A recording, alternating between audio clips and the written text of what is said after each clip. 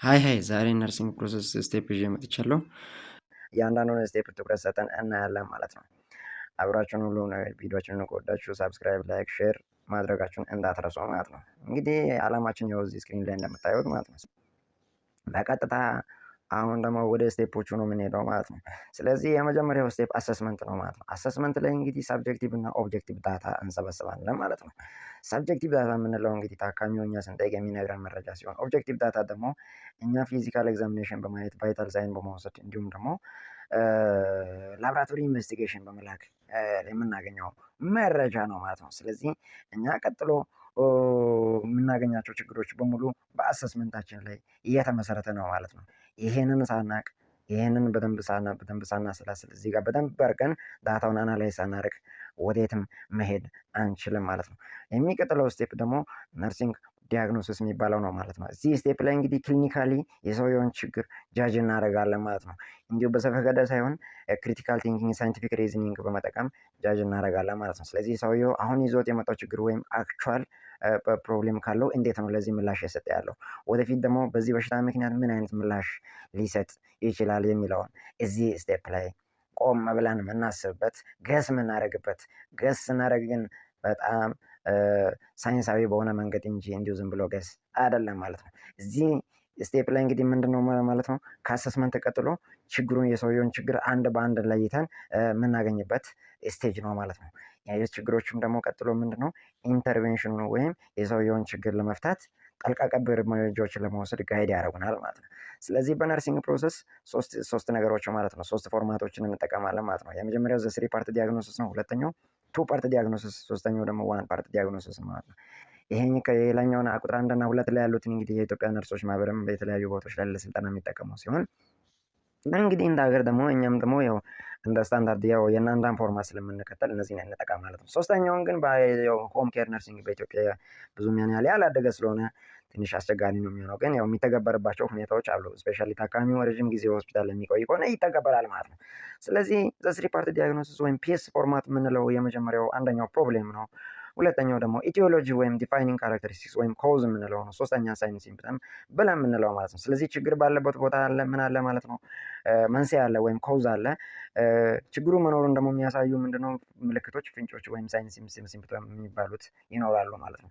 ስለዚህ አክቹዋል አሁን ሰውየው ይዞት የመጣው ችግር ካለ ለዛ ችግር የምንጠቀመው ዲያግኖሲስ ፒኤስ ፎርማት ወይም ፕሮብሌም ኢቲዮሎጂ ሳይን ሲምፕተም ነው ማለት ነው። ፖቴንሻሊ ግን ወደፊት ይዞ ምናልባት ሊመጣ ይችላል ብለን የምናስበው ችግር ካለ ደግሞ ለዛ የምንጠቀመው ፎርማት ፒኢ ወይም ፕሮብሌም ኢቲዮሎጂ ማለት ነው። መጨረሻ ላይ ሳይን ሲምፕተም የለም ማለት ነው። ምክንያቱም ሰውየው ከኛ ጋር ላይሆን ስለሚችል ወይም ቢኖርም ደግሞ ዲፋይኒንግ ይሄ ሳይን ሲምፕተም ችግሩ እንዳለ የሚጠቁም ነገር ስለማናገኝ ያንን ፎርማት እንከተላለን ማለት ነው።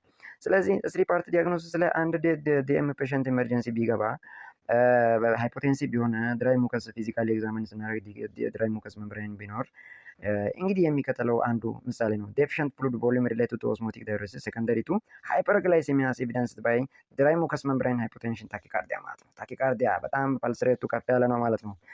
ስለዚህ እዚህ ጋር ምንድነው ፕሮብሌሙ አለ፣ ዴፊሽንት ፍሉድ ቮሊዩም።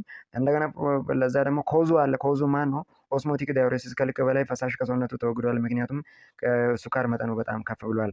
ያን ደግሞ የሚያሳይ ደግሞ ምንድነው ምልክት አለ፣ ድራይ ሙከስ፣ የከንፈር መድረቅ፣ እንደገና ደግሞ የግፊት የደም ግፊት ዝቅ ማለት እና የልብ ምት በጣም ከፍ ማለት ነው ማለት ነው።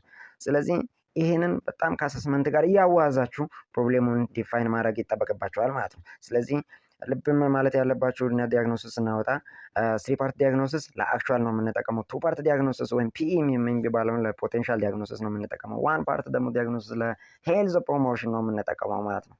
ስለዚህ ዲያግኖሳችሁ ሁልጊዜም አሰስመንታችሁን ቤዝ ማድረጉን እንዳትረሱ እንላለን። ቀጥሎ ደግሞ ፕላኒንግ ይላል። ፕላኒንግ ላይ እንግዲህ ጎል አለን። ከጎል ቀጥሎ ደግሞ ቹዝ ኢንተርቬንሽን ወይም ሰሌክቲንግ ኢንተርቬንሽን ይኖራል ማለት ነው። አንድ ነገር ለማድረግ ስንፈልግ ያለ እቅድ ወዴት መሄድ አይቻልም ማለት ነው። እቅድ ካለ ደግሞ ያንን እቅድ ለማሳካት መፍትሄዎችን እናፈላለጋለን ማለት ነው። ስለዚህ ስክሪን ላይ እንደምታዩት ጎል አለ። ጎል ሴት እናደርጋለን ማለት ነው። ጎል ሴት እናደርጋለን። ምንድነው ለማሳካት የፈለግነው? ፕሮብሌሙን ዴፊሽንት ቮሊዩም ፍሉድ ቮሊዩም ቢሆን ምንድነው ጎል ሊሆን የሚችለው የሚለውን እናስባለን ማለት ነው። ስለዚህ ፕላኒንግ ላይ ኮምፖነንቶች አሉ። የመጀመሪያ ፕራዮሪቲ ሴቲንግ ነው ማለት ነው። ፕራዮሪቲ ሴቲንግ በጣም በነርሲንግ ፕሮሰስ ላይ ወይም ነርሲንግ እንትን ላይ ስራ ላይ በጣም እጅግ በጣም ወሳኝ ነው። 1 3 4 5 ችግሮች ቢኖሩ እነዛ 4 5 ችግሮች በቅደም ተከተል እንደየ አስጊነታቸው እናስቀምጣለን እንጂ እንዲሁ ዝም ብሎ ችግሮችን አናስቀምጥም ማለት ነው። ለምሳሌ ኤርዌይ ችግር ቢኖር፣ ብሊዲንግ ቢኖር፣ ሌላም ችግር ከዎኪንግ ለምሳሌ ኢናቢሊቲ ቱ ዎክ እንደዚህ ቢኖር እንደየ አስጊነታቸው መጀመሪያ ኤርዌይ በጣም ቶሎ የሚገለው ታካሚውን ኤርዌይ ስለሆነ እሱን አስቀምጠን ብሊዲንግ ቀጥሎ ከዛ ዜን ኢናቢሊቲ ቱ ዎክ ደግሞ ሰርድ ስቴጅ ላይ እናስቀምጣለን። አስ ዋት ዊ ኮል ፕራዮሪቲ ማለት ነው። ፕራዮሪታይዝ እናደርጋለን ማለት ነው። ዜን ምንድነው ጎል ሴት እናደርጋለን ማለት ነው። ጎል ሴት እናደርጋለን፣ ኤክስፔክትድ አውትካም እናወጣለን። ምንድነው መጨረሻ ላይ ለምሳሌ ኤርዌይ ለምሳሌ ችግር ያለበት ሰው ከሆነ ኦክሲጂን ኦክሲጂን ካደረግን በኋላ ምንድነው ኤክስፔክት የሚደረገው ታካሚው መጨረሻ ላይ ምን ይሆናል ተብሎ ነው የሚጠበቀው። ያንን ደግሞ ምንድነው ኤክስፔክትድ አውትካም እናስቀምጣለን። ከዛ ምንድነው ኤክስፔክትድ አውትካም ካስቀመጥን በኋላ we choose ኢንተርቬንሽን ማለት ነው። but suppose the intervention we choose must be based on the problem ማለት ነው። ያንን መርሳት የለብንም። ሁልጊዜም ቢሆን ልብ ማለት ይኖርብናል ማለት ነው። እዚህ ስክሪን ላይ አንድ ኤግዛምፕል አለ። ምናልባት ነገሩን ለማስታወስ ትንሽ እንደው the patient will report pain level less than 3 within 24 hours እዚህ ጋር ይላል ማለት ነው። ፔሸንቱ በ24 ሰዓት ውስጥ ከ3 በታች ስኮር ፔን ስኮር ሪፖርት ያደርግልናል ማለት ነው። ይሄ ምንድነው? this is what we call expected outcome ማለት ነው። expected outcome ይሄንን expected outcome አቺቭ ለማድረግ ምንድነው የምናደርገው? ኢንተርቬንሽን ሴት እናደርጋለን ማለት ነው። ኢንተርቬንሽናችን ፕሮባብሊ ምናልባትም አንቲፔን ሜዲኬሽን መስጠት ሊሆን ይችላል። ሌላ ነገር ኢንተርቬንሽን ሊኖር ይችላል ማለት ነው። as nurse you have to think around ማለት ነው። you are expected to think around in order to solve the patient problem ማለት ነው። ሶ ይሄ ከናንተ ይጠበቃል ማለት ነው። ኔክስት አሁንም አንድ እንደገና ሌላ ምሳሌ እኔ ደግሞ እቺ ደግሞ ምንድናት? patient will regain ability to walk independently within 2 weeks እያለን ነው ማለት ነው እዚህ ጋር ማለት ነው። ስለዚህ እነኚህ በሙሉ ምንድነው ሁለቱም ችግሮች must be based on smart ማለት ነው። ሶ እዚህ ጋር እግረ መንገድ ማወቅ ያለባችሁ the goal you set must be smart. that means it should be specific, measurable, achievable, realistic and time bounded ማለት ነው። ታይም ባውንድድ ነው። ለምሳሌ እዚህ ጋር ሂፕ ፍራክቸር ያለው ሰው ለምሳሌ በ2 ሳምንት ውስጥ ኢንዲፔንደንትሊ ወክ ያደርጋል ብለህ ብትል ቀልድ ነው። በጣም ፖርሊ ዲዛይንድ የሆነ ነርሲንግ ኬር ፕላን ነው ማለት ነው። ስለዚህ you have to think carefully and you have to act accordingly ማለት ነው።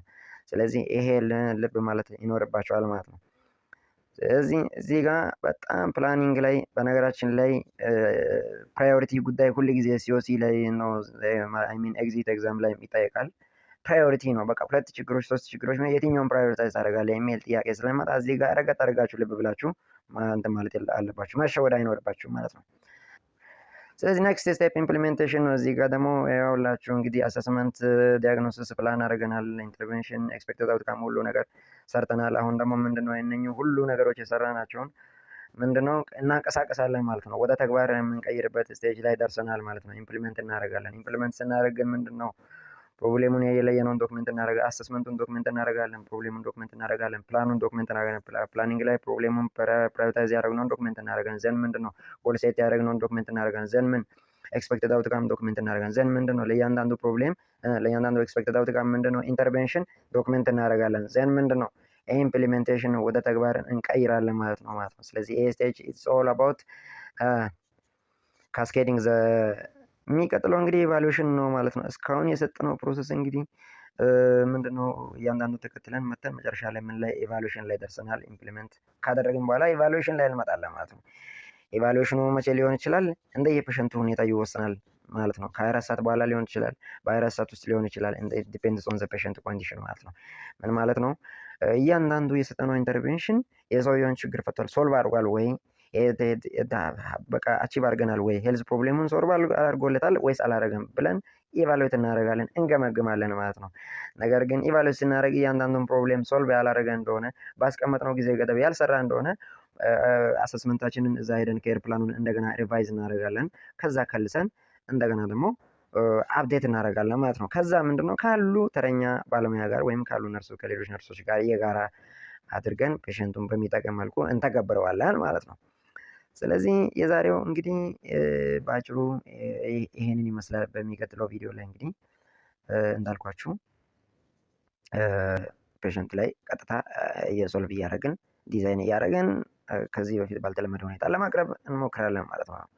ይህንን ግን እናንተ በደንብ ለመረዳት ይሄን ሞክሩ። ይሄን ነገር በደንብ ካወቃችሁት እመኑኝ በጣም የትኛውም ትላልቅ ሆስፒታሎች ላይ በጣም ተፈላጊ ናቸው። በአሁኑ ሰዓት ላይ እነ ጥቁር አንበሳ እና አንዳንድ ሆስፒታሎች አዲስ አበባ ላይ ይሄንን በጣም ይጠቀሙታል። ምንም እንኳን ክፍተት ያለ ቢሆንም ከነችግሩም በእርግጥ ሎጂስቲክስ ነው። ምክንያቱም ያው በጣም ያው እንግዲህ ወረቀት ስለሚፈልግ ፎርማቱ ወረቀት ስለሚፈልግ ወረቀት ደግሞ ያው እንግዲህ የአንዳንድ ተቋማት ከወቅቱ ሁኔታ ጋር ተያይዞም ችግር ሊኖር ስለሚችል ፕሮባብሊ ያው መንጠባጠብ አለ። ግን የሚሰሩ ተግባራዊ የሚያደርጉ በተለይ እነዚህ ፌዴራል ሆስፒታሎች ይህንን ነገር በጣም እንትን ይላሉና ተፈላጊ ለመሆን ጣሩ ማለት ነው። ስለዚህ በነርሲንግ ፕሮሰስ ሙሉ ምሳሌ ለማግኘት ክፍል 4 ላይ እንገናኛለን ማለት ነው።